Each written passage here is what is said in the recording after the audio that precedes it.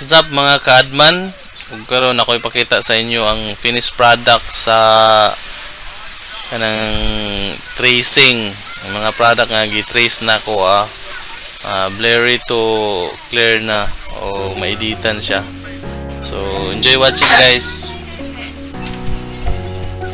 Mauni siya guys, ang folder nga complete. Upat lang akong sample guys kay mantay mga private kuan na privacy. So naon tani guys, citronilla. So una ni guys mo ni gihatag sa ako guys. So mo na siya hindi na siya maeditan no.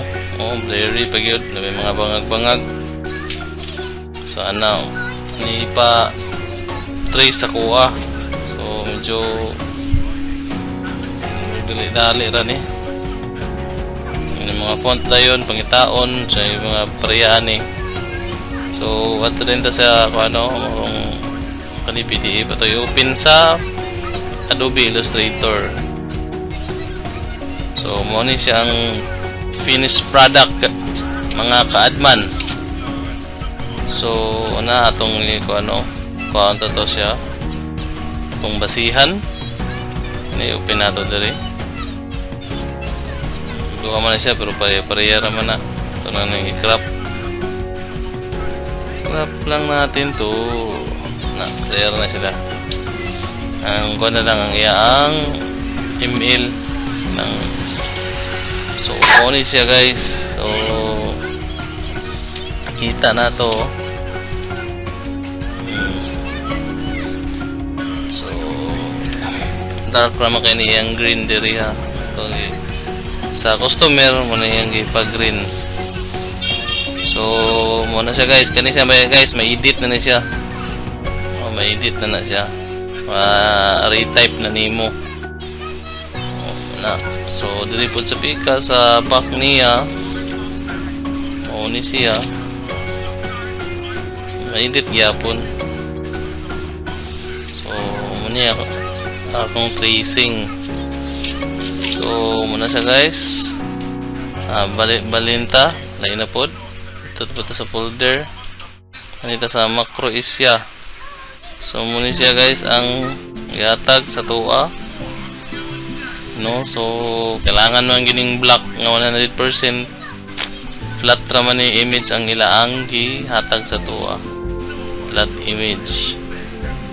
So manita ato ni open sa Adobe Illustrator. Siya.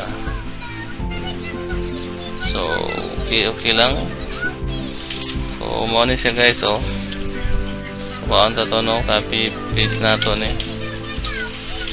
So ato siyang i-crop at paano siya i-crop natin. So muna siya guys. So pareha ra gyud kani ma-edit na ni ako lang ning outline para dili na akong pag-submit sa customer. Outline na siya kay wala sila font ani nga product. So dito na outline kaning uban dili outline may editan pa ni common font man ni. Siya guys sa macro is siya. Next is dito sa RP Corpus Calamansi. So mo po niyang gihatag sa Calamansi. Hindi kayo maklaro. So ako mo ni siya din mo kaning isa with turmeric. Ako na siyang i-trace. So mo ni siya ang finished product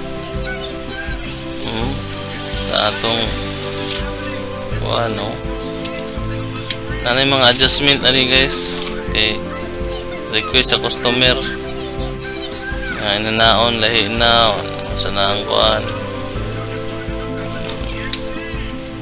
mo na siya